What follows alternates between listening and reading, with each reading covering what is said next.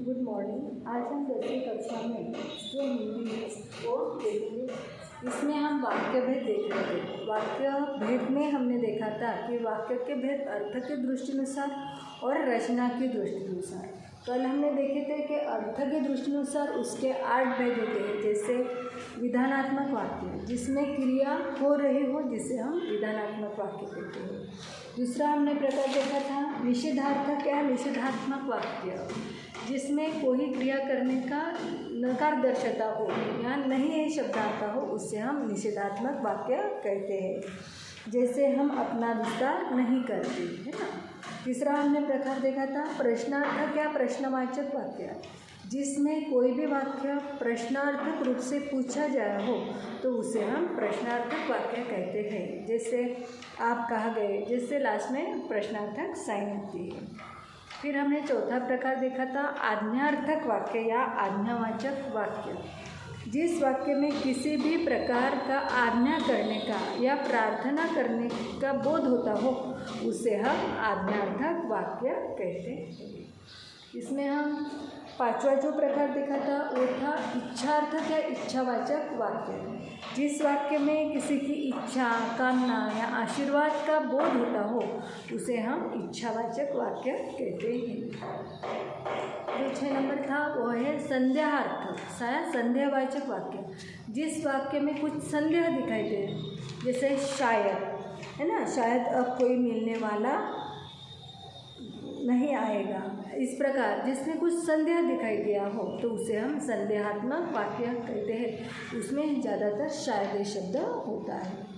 फिर हमने 7वां देखा था संकेतार्थक या संकेतवाचक वाक्य, जिस वाक्य में संकेत या अपेक्षा का बोध होता हो तो उसे हम संकेतात्मक वाक्य कहते हैं। जैसे अगर गाय दूध नहीं देती तो इसका क्या करोगे, कुछ संकेत मिला है तो उसे हम संकेतार्थक वाक्य कहते हैं।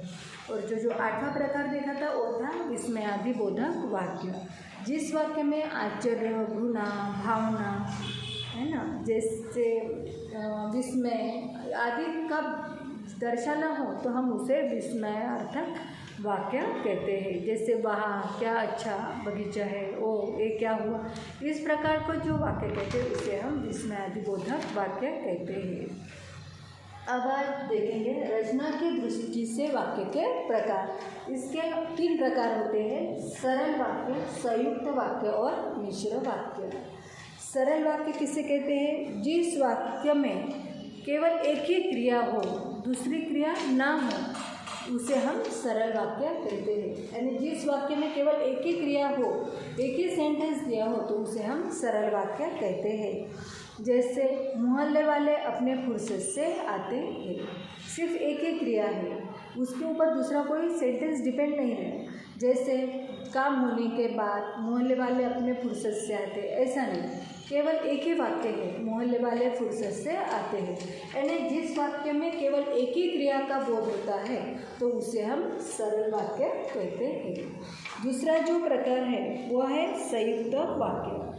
संयुक्त वाक्य में 2 या 2 से अधिक सरल वाक्य होते हैं और वह वाक्य और, परंतु, तथा आदि ये समुच्चय बोधक अवयव से जो जुड़े जाते हैं उसे हम संयुक्त वाक्य कहते हैं।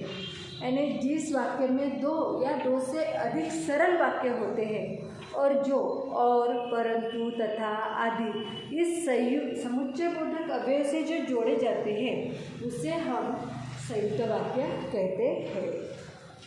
जैसे एग्जाम्पल देने के लिए हो तो करामत ने कोले से गाय को